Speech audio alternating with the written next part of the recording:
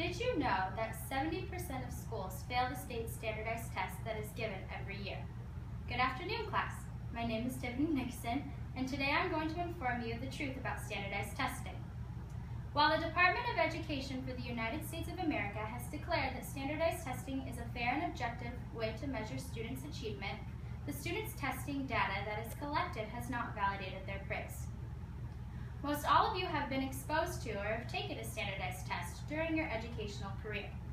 Children start to learn, prepare, and begin testing in first grade, and then will continue to be tested every year or other year until they complete high school.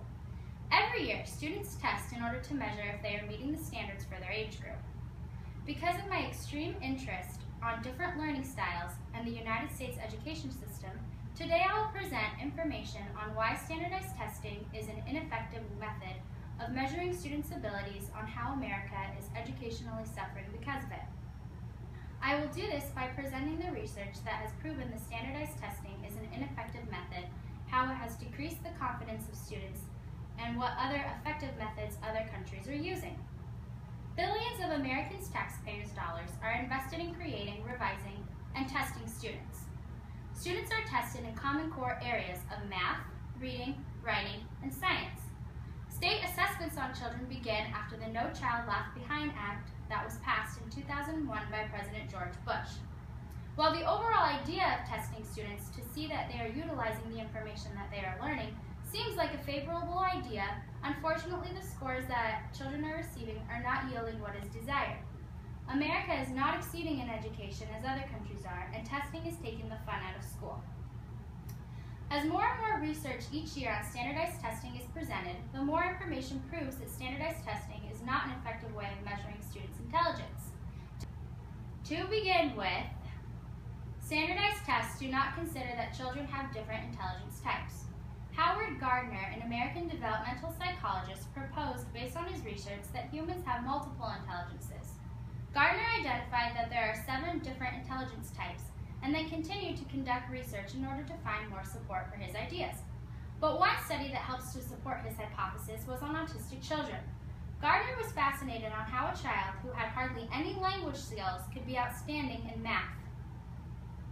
So yes, while an autistic child is different from a child without a disability, think of it this way. If a child has been blessed with musical intelligence or interpersonal intelligence, how do you think they would perform on a test that only measures math, reading, science, and writing?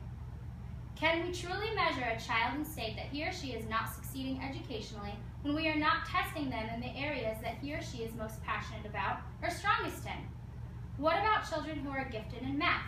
While they are being tested in one area in which they are gifted, what about other areas? If he fails to pass on these portions, can we truly state that he is not meeting the standard? Another reason why standardized testing is ineffective is that children are not learning. What I am stating by this is that students are not utilizing their information.